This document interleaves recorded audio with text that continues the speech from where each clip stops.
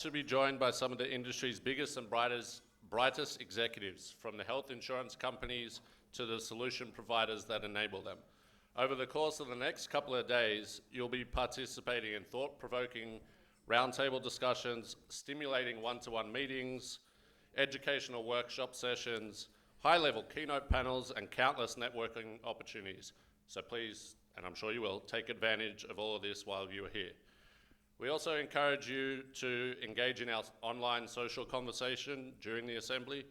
Please make sure to include our hashtag #PayAssembly in your Twitter, Facebook, Snapchat, Periscope, whatever social other media you use. We are also honored to partner with the International Data Corporation, our exclusive analyst partner for the assembly. IDC is the most experienced and most trusted IT advisory firm in the market. Please do take a moment over the next 2 days to get to know the IDC team. And now it is with great pleasure that I introduce our keynote speaker for this evening, Governor Ben Nelson, the former Senator of Nebraska. Governor Nelson started his career in insurance law, serving as the CEO of the Central National Insurance Group, also as Chief of Staff and Executive Vice President of the National Association of Insurance Commissioners, and Director of the Nebraska Department of Insurance. He was also then elected governor of Nebraska in 1990 and was the first Nebraska governor to be elected to a second term in 2 decades. Senator Nelson was elected to the United States Senate in 2000, and after his first term, he was re-elected in 2006 before retiring from the Senate after serving 2 terms in 2012. And then Governor Ben Nelson became the Chief Executive Officer of the National Association of Insurance Commissioners in 2013, serving a 2-year term. Please join me in welcoming Governor Ben Nelson.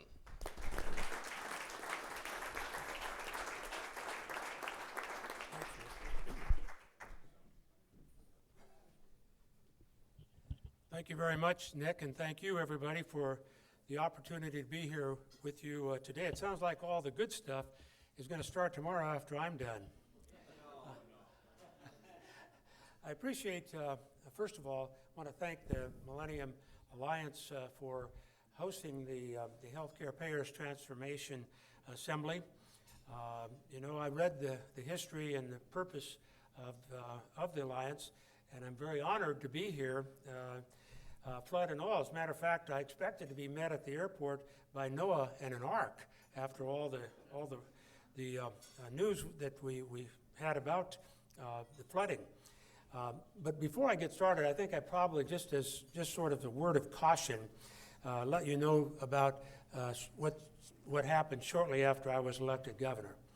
I was out in the middle of the state speaking to a graduation of what they called the kids that take programs against alcohol and drugs. It's a program put on by the State Patrol. So the State Patrol asked me to come out and speak to this group of young 5th graders and talk to them about the importance of not drinking and not taking drugs.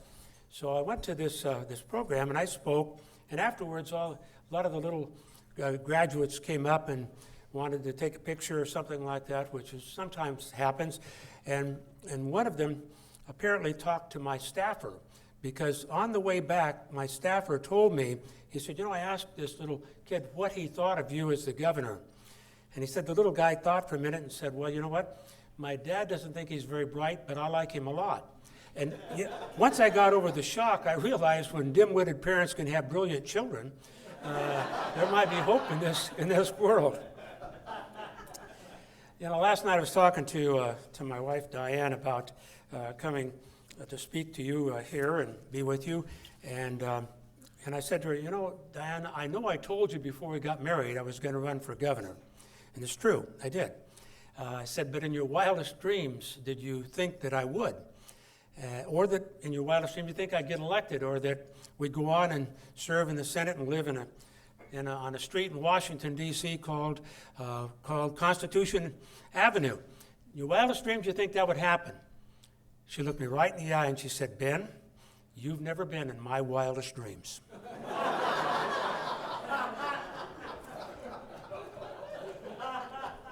I've been asked to I've been asked to speak about the Affordable Care Act, or as some derisively refer to it, Obamacare. And so what I'd like to do tonight is not walk you through the tedium of its many parts and details, because I think most of you involved in this Affordable Care Act know more about that and some of the challenges even than I do. But what I wanted to do is three things. First, I'd like to give you my recollection as to the events leading up to the introduction of the Act, setting the stage for the Act, the debate, and the negotiations that went on, some of them public, some of them reported, some of them private, some of them even more than private, very, very confidential. Second, I'd like to discuss the impact of certain aspects of the final version of the Affordable Care Act that we've all been living under since it was passed. And finally, although my name is Benjamin, not Merlin, I'd like to give you my major take on what to expect during and following the 2016 election, regardless of the outcome of the presidential election, no matter who's elected, and my view of what might result from a change of the Senate, which I don't think will make a difference. But my views really I'll offer as an observer, not tonight as a partisan. First, the beginning. Before anyone was talking about the following issues with any clarity: network adequacy, co-ops, risk adjustment, exchanges, federal, state, multi-state, before the latest Supreme Court decision about exchanges, medical loss ratios, benefit plans. Now, I'm not going to take you as far back as Michener would, just to the beginning of the reason for the Affordable Care Act: cost. Remember, we were going to bend the cost curve or reduce the unnecessary costs by improving the quality of health care and by reducing the quantity of health care, therefore reducing costs. We're all going to get better care and enjoy paying less for it. And at first there was bipartisan support to work together. In early 2009, the Senate Finance and the Senate Health Committees worked on various proposals. Then they went home, we all went home for August, and many of the members went home to angry crowds. Some were threatened with a primary the next election cycle, and the word primary suddenly became a verb as well. We all watched some of the longest-serving and most respected members face these angry voters upset over TARP, the bank bailout, the auto industry bailout, the stimulus package, and now the Affordable Care Act, Obamacare. They were all saying, enough, enough.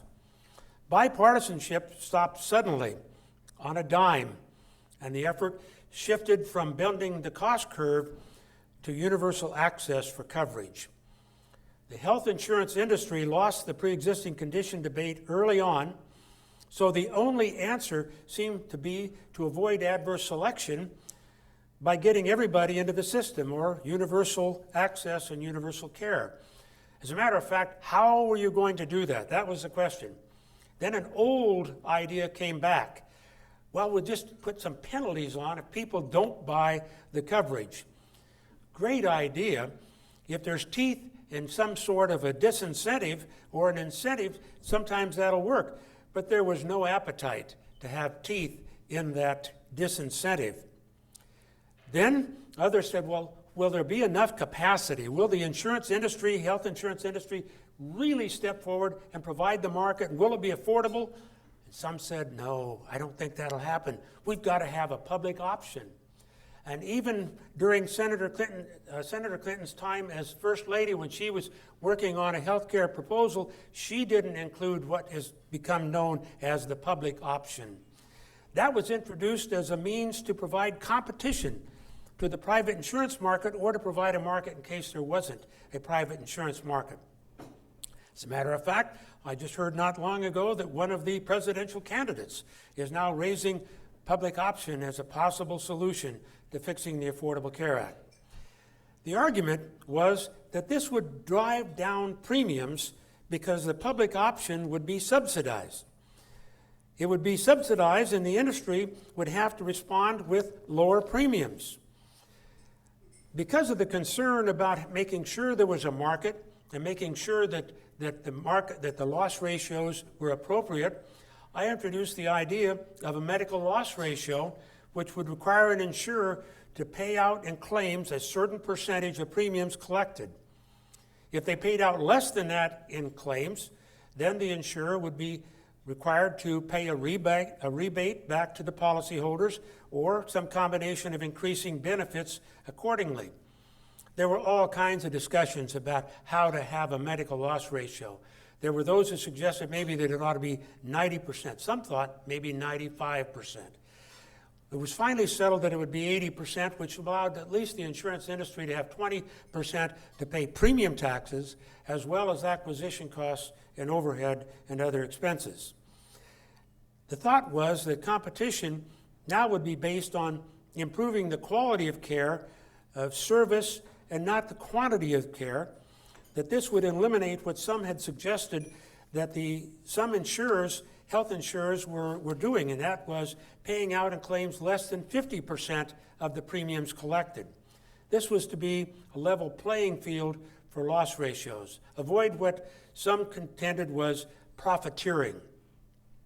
Thus, their argument was for a public option to at least provide an opportunity against the profiteering. Profiteering seemed to be less likely if it existed, because if you have a loss ratio requirement at 80%, it would level that field. Well, those who preferred the public option said that it would charge, the insurance industry would charge competitive rates, but at a higher level, because the public option would charge not only competitive rates, but the rates could be somewhat inadequate because all it would do would add to the debt. The fear was also that if you had a requirement for a public option in the law and it was implemented, that it could become a dumping ground for some employer-based groups if the public option premiums were lower and subsidized, lower than the private market health insurers. Well, worried about whether the private market could or would respond, and if so, would it be adequate, some of my colleagues advocated federal subsidies for co-ops. I mean, if co-ops could work for agriculture products such as gasoline, maybe bison meat, and a few other things, what's the difference with adding insurance to the whole area of cooperatives? Well, as the news reports indicate, this is met with, quote unquote, limited success. Subsidized premiums work until the subsidy stops. And that's what's generally happened, although some co-ops continue to provide a market at the present time. I have to say that having had the background as insurance director in Nebraska and insurance industry experience, and having run the National Association of Insurance Commissioners before, and even being governor before going to Washington, D.C., was a bit of an advantage for me, because from the outside and from the inside from some of my colleagues, insurance seems so simple. All you do is you get an actuary, you calculate some premiums, you pay out some claims, and then you have something left over called to add to your surplus. The challenges were numerous and manifold because you had different agendas coming from different groups, not just simply within the Democratic Party, but within the Republican caucus as well. Different ideas about how to proceed. Never becoming easy, never having 100% view accepted by anyone in particular. And what we had was a very difficult time talking to one another without talking over one another in the process of trying to put something together. Now I'm going to turn to number 2 here to talk about some of the aspects of the act that came together as a result of the different ideas but also looking for a common solution. First of all, as you know, and as I mentioned, the Affordable Care Act eliminated pre-existing conditions, raising concerns about adverse selection, real concerns. It extended family insurance coverage to children up to the age of 26, eliminated caps on out-of-pocket coverage, unlimited coverage for the future, and it supported states in the Medicaid expansion. Now, these aspects of the Affordable Care Act are undeniably pro-consumer and of considerable benefit to the insuring public, even if controversial. But with a benefit, as we all know, there generally follows a burden. The burden is, what do these benefits that are now included and the reduction in some of the determining factors of pre-existing conditions or limited coverage, what do these benefits cost? And more important question, who pays and how much? A lot of discussion about that. But who could argue that more attention could or should have been paid to bending the cost curve, and if that had continued? But there are some inconvenient indicators regarding the Affordable Care Act, if not universally accepted or even recognized as facts. The ACA has driven the uninsured rate below 10% for the first time ever. The young adult uninsured has dropped by more than one-half since 2010. Broader coverage of Medicaid and health insurance marketplace make up for part of that factor. States which expanded their Medicaid programs have seen large gains in health insurance coverage. Insureds today are protected by having unlimited out-of-pocket spending. And while high, healthcare prices have generally been rising at a slower rate, and actually the slowest rate in 50 years. Estimates that the rate of growth from 2000 to 2009, if that had continued after 2010 to 2015, the average family premium would have been about $2,600 per year higher than it is today. And since the Affordable Care Act 2010, the Medicare Trust Fund has been extended by 13 years because of some of the ACA's reforms. And finally, you might find this one interesting.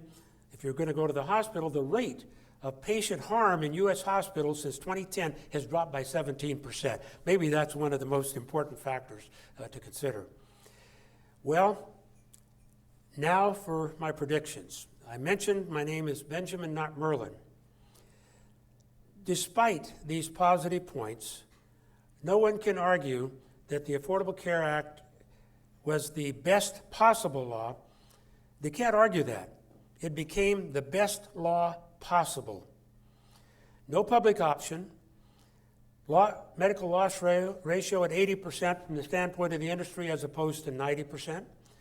It eliminated pre-existing conditions, expanded coverage, and moving forward, here's what I think we need to expect throughout this campaign and next year. Number one, partisanship will continue. Number two, the arguments will be the same. Repair versus repeal or replace. Three, some members will quietly, I emphasize quietly, steal across the aisle to have conversations to see if a compromise is even possible. Four, the ACA will be replaced by immigration issues, as well as the economy and trade issues as priorities. Five, the health insurance industry and others will continue to be frustrated, but will also continue their efforts to try to find the solutions and improvements for the insuring public, because that is what should be done. But with or without the help of the administration or Congress. Some things just don't seem to change. Now let me turn it open to questions, Q&A. When I'm doing Q&A, I know I have a better chance of talking about things you are definitely interested in than things that I'm interested in. So with that, let me turn it over. Nick, are you going to handle the mic?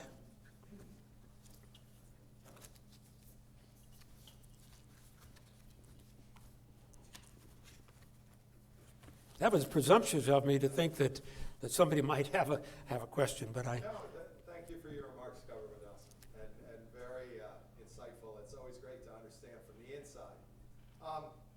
So someone spends a lot of time looking at industry economics. I think we've painted ourselves in a corner now where should we really begin to think about talking about TARP for insurance?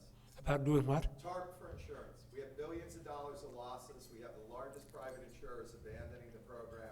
Honestly, the only insurers, payers I work with enthusiastic about it are those that are mandated to participate. Obviously, you know, many of our private sector friends in Connecticut are not enthusiastic supporters, as well as other large insurers. And their balance sheets should suggest that they're right to be unhappy with the situation. Are insurers too big to fail? Are we going to have to bail them out? How do you think that's going to progress?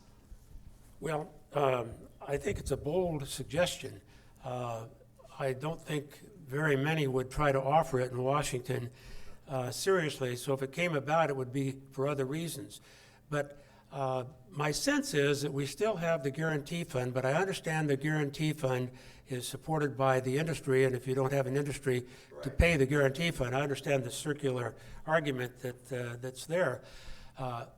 My hope would be that I'm wrong with my predictions, that they would come together in Washington and say, if we're going to replace it, we've got a better idea that will work.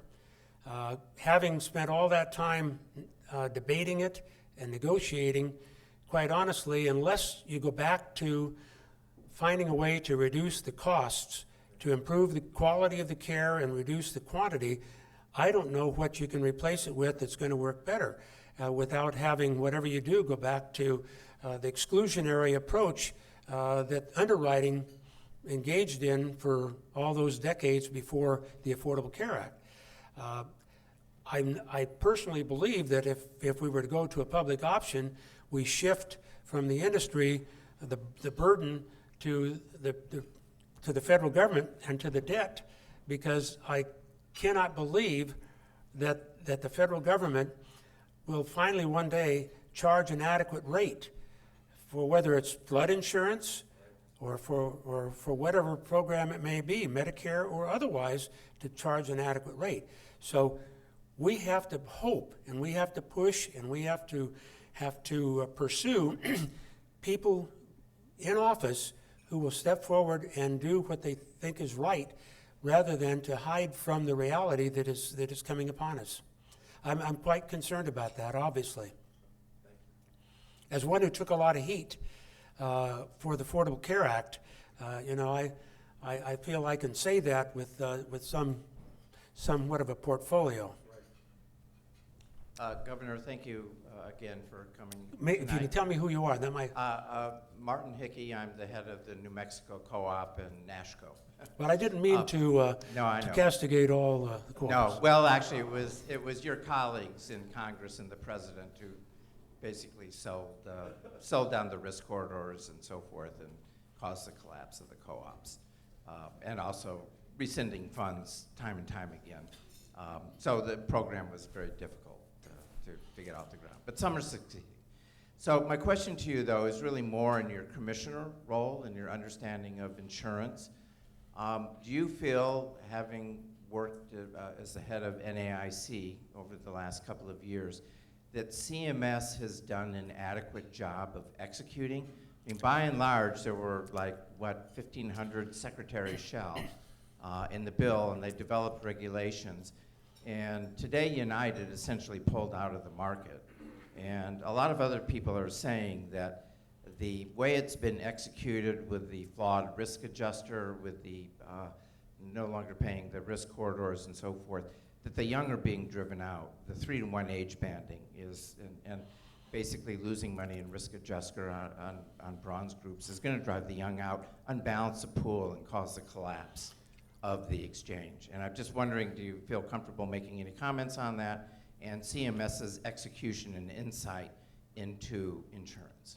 Well, I can say this, that that generational battle on establishing the relationship between seniors paying an adequate rate and younger people paying an adequate rate or having it subsidized to a greater extent was a subject of a lot of debate.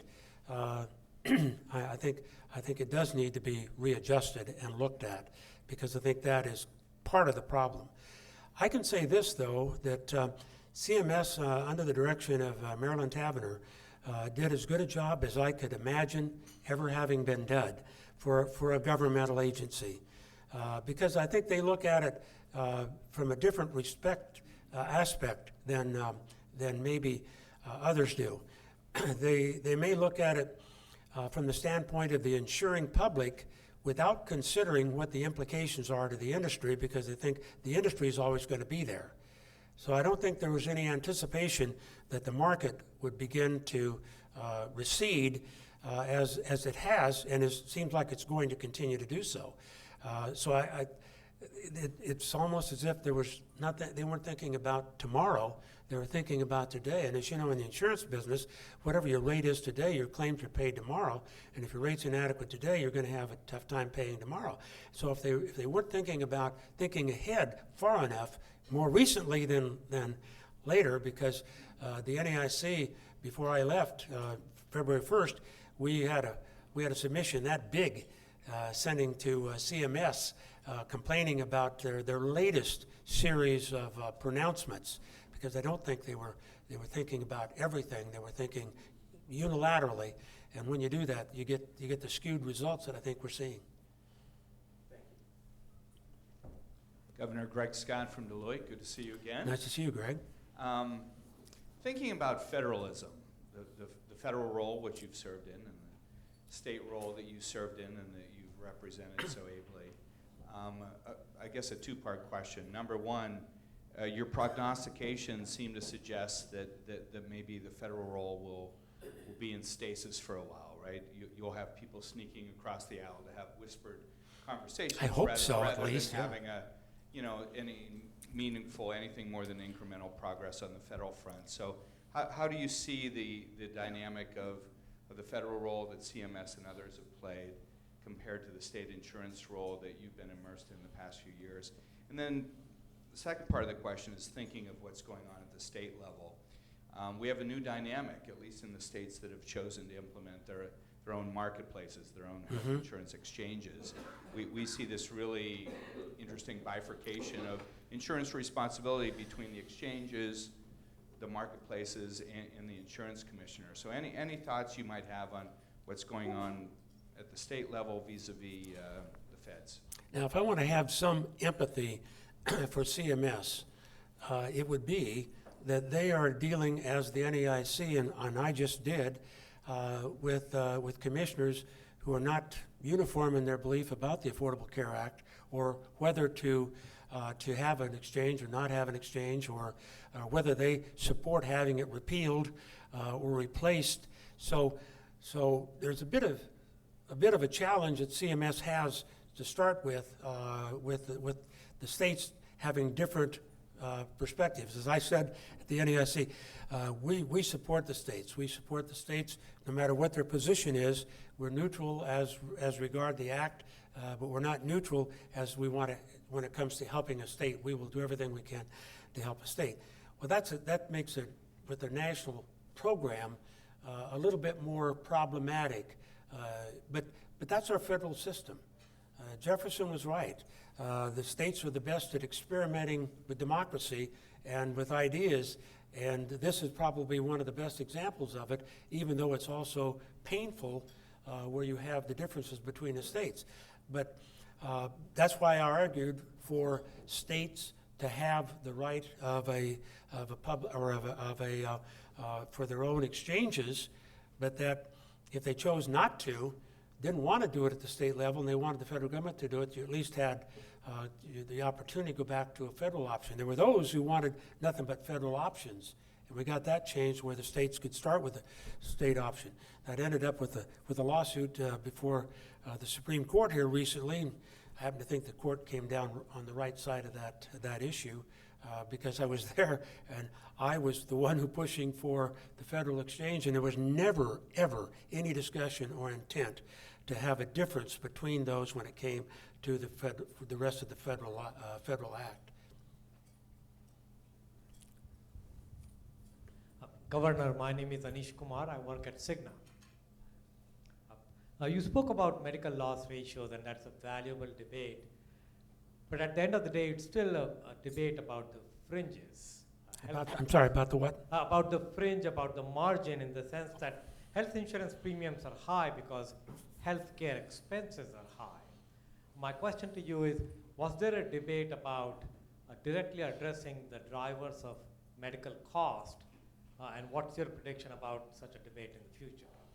Well, that's where it has to go today. I mean, if you don't reduce the costs, part of it's by utilization, obviously. Some of it's by the high cost of prescriptions and a whole host of other things. If you don't address that, then the premiums are just going to continue to chase the costs. So that's why we started with the right idea until cooperation ended, and then had to switch over in the middle. Did switch over, whether it had to or not. It switched over to going for universal access. The idea being, if you get everybody in it, then it'll all work out. Well, obviously that is not the answer. That may be improving where it would have gone if something hadn't been done, but it's certainly not the ultimate. That's why I said it's the best possible solution, not the best solution possible, because if we can go back to addressing the costs and more innovation there, and obviously technology is already helping a great deal in that regard, so I'm not suggesting nothing is happening or has happened, but maybe not to the level that it has to, or people will be priced out. If the insurers are priced out, people will be priced out of the market at some point as well, or the federal government will come in with that public option. And then we will all face the debt that is incurred as a result of having a public option. Governor, thanks for being here. Henry DePhillips, Chief Medical Officer for Teladoc. Interestingly, during all of the discussions, I'm just curious, I don't know a lot about politics, prefer to keep it that way. Obviously, the Affordable Care Act addresses the demand side of healthcare. Was there any discussion in tandem with those discussions about the supply side of healthcare? You know, probably limited discussions about it because it's recognized, but probably not a real strong effort at balancing the different aspects of it. You know, I mean, I do see that if it's, well, part of the addressing of the supply side was where, with the Cadillac plans, that where there was so much provided in certain employer plans and certain workers' plans and stuff like that, that because they had the money for it, then they utilization increased because it was based on what they had. So it sounds like if you start depriving people of not having quite so much, then they won't utilize it quite so much and you'll drive it down. That sounds a little bit like rationing, and that's what some people cried foul when that was mentioned. But if I look at the insurance industry as being the arbitrator, if you're not the arbiter on how to balance this, I don't know how you get it balanced. I don't want government out there trying to balance all of it, because they'll balance it differently than most of us would if given the opportunity. I think that's a little bit of what I was saying about CMS. You know, they take one side, they see one side, and they don't see anything else. They've got to see both sides and make that work. If you limit healthcare availability to drive down the price, I think you can make the argument that people will then neglect, and you'll drive up the costs.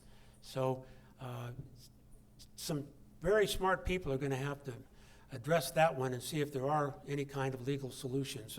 I'd say legal, any kind of legislative solutions that would help. I'd be interested in your thoughts about how because I think you're looking at it from both sides when you raise the issue.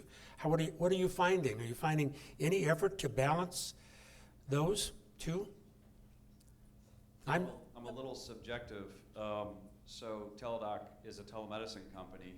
On a number of consults basis, we have 70% market share, so we're big. Truthfully, I came to this industry about 3 years ago not knowing a whole lot about telemedicine, and as I go through in my role in the industry, I look at the behavioral health provider shortage, the medical provider shortages, the time it takes to get an appointment, even in metropolitan areas, never mind urban and rural areas, and my heart is truly in what I do. I truly think that using technology to export medical expertise to areas where it doesn't currently exist is a fantastic, if not the ultimate solution, at least an interim solution that's really achievable. But it's not free. It's not free, but it's a whole lot more cost effective than using the most consumer demanded service, and that is the emergency room for non-emergency problems. And you have to be able to walk a pretty fine line there politically because of labels. I've already said, people will say Obamacare, some will say Obamacare. I mean, they have all kinds of ways of saying it. Most of them are derisive, so that you whatever you say doesn't get branded as rationing the care. Because remember, the second liar never has a chance. So, yeah. I have a question about the sort of time frame Paul? of the cost curve, which, and wonder whether this came up in discussion at all. I mean, ultimately, the real costs are borne at the end of life, and Medicare ends up with most of the bills. And so we work with almost most of the Medicaid plans. The average duration of a member's enrollment in a Medicaid plan is 8.5 months. In the commercial markets, it's about 3.5 years typically with commercial plans. So everyone's looking after people for a very short slice of time. And so, but again, the real costs are ultimately kind of, everyone's sort of paying past hot potato until people turn 65, and then Medicare is stuck with the bill. So many interventions around prevention and other kinds of things would be money very well spent earlier on. Medicare, again, is stuck with the bill at the end of the day. Can you sort of imagine the political dialogue of actually Medicare sort of investing earlier on? Because the way I think about it, whether it's Medicaid, whether it's commercial, people are just passing, people are bouncing from one plan to the other, in and out of coverage. And again, prevention isn't happening, none of that's happening, and then all of a sudden our country goes bankrupt because these massive bills happen after people turn 65. Well, your point's well made. As a matter of fact, about Medicare, I remember when my mother was on it, when living and had suffered a broken hip, and her treatment came about as what Medicare covered as opposed to what she needed.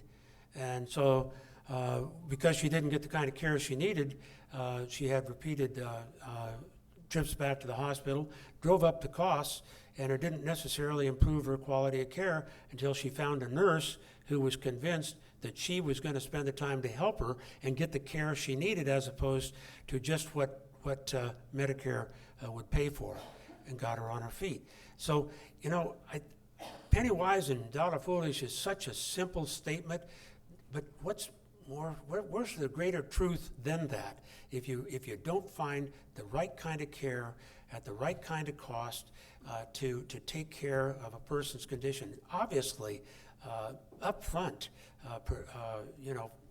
care. I don't want to die sick. I want to die healthy. I'm trying to take care of myself so that I'm not sick. But if you don't approach things from the standpoint of trying to have more prevention and better care along the way, your costs are just going to go up. And I don't know.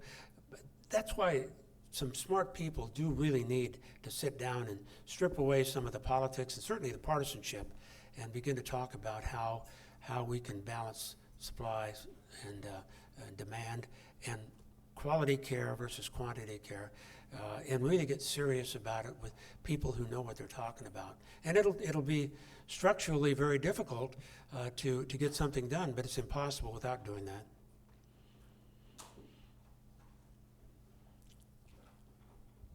Thank you, Governor, for coming. Dwayne Sansoni, I'm the COO of Aetna's Medicaid division. So I'm familiar with some of the things Yes.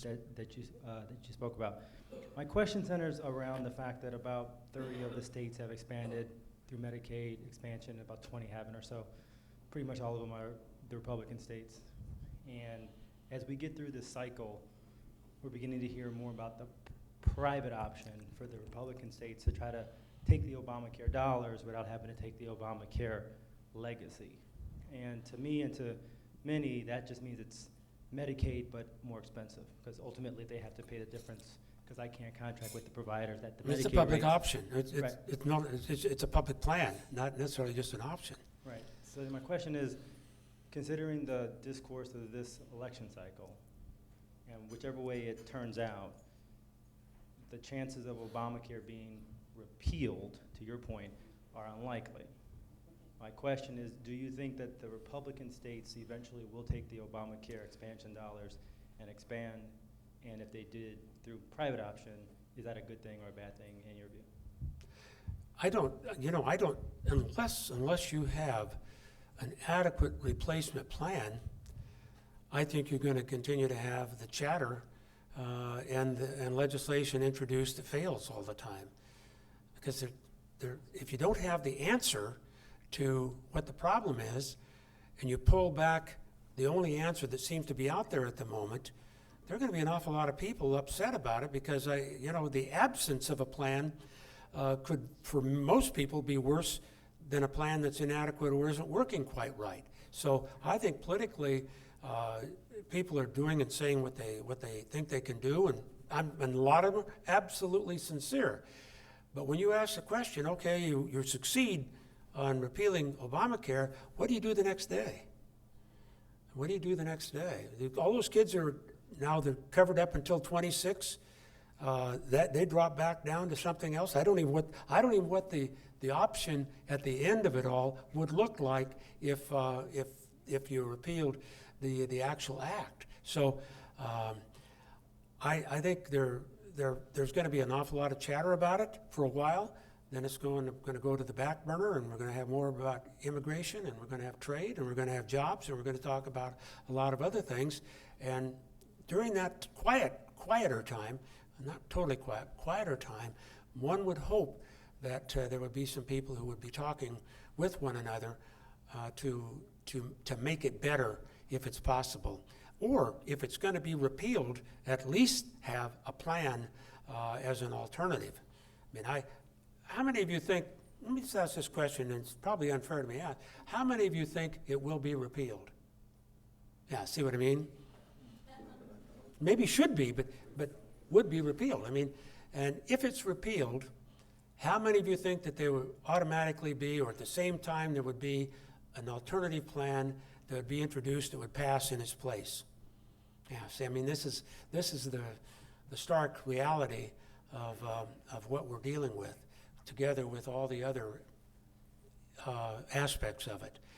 I wish, I'm an optimist, so my optimism is probably limited to those cross-aisle talks in secret when nobody's looking. We talk like this to one another, because other than that, I don't see any public discussion from one party to the other, or one leader to another leader. They'll be talking over one another and around one another, but the only way they'll talk quietly to one another is more quietly and in smaller groups. I know I'm standing in the way of dessert, and I'm mindful of that. Or have you all had your dessert while I was talking? No, they're still waiting for you. So I won't be I'll be the person between everyone having dessert. And I may be a little bit radical in my question or comment here. One of the things that's real clear is that, and I am very much so for the concept of the ACA. I think it's done a tremendous job.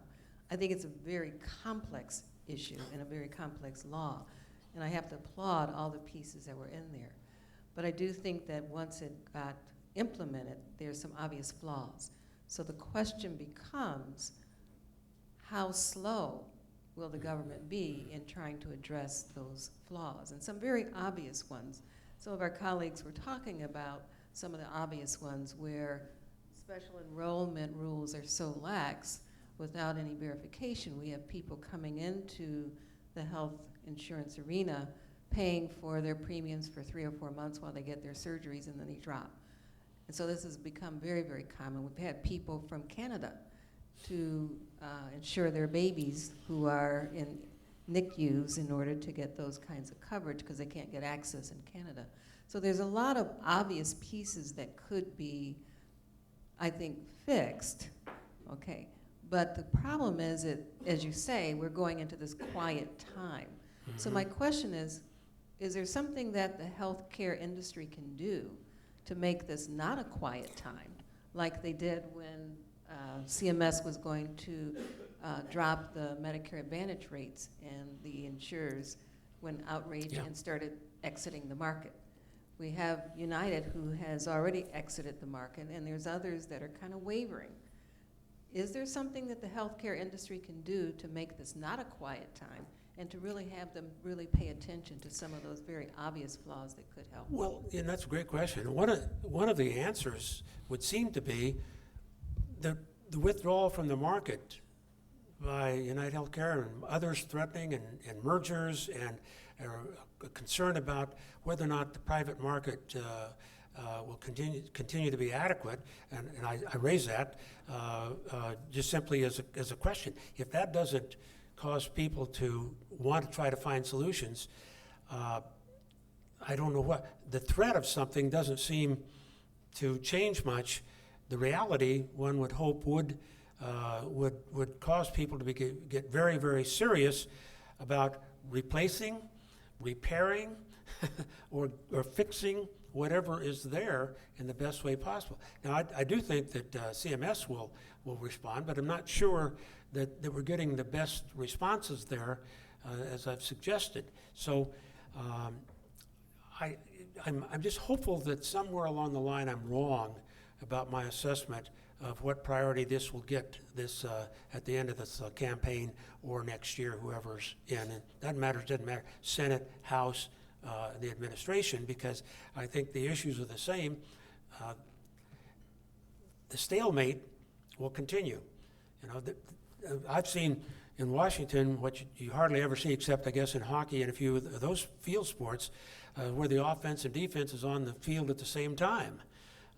And so that's what you get is the inability to move the ball, because the defense is pretty strong back there, sometimes a lot stronger than the offense in getting something done. So my thought is if some people will work together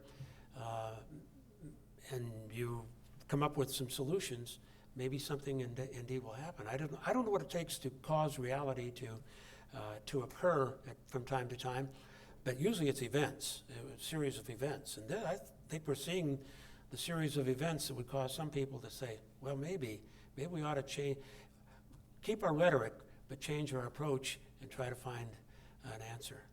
Well, you've been a great audience. I appreciate very much being here tonight. You know, God bless America. God bless our men and women in uniform all across the globe. I spent 12 years on armed services, and today I think we all appreciate very much their sacrifice that's ongoing and continuous. Thank you very much.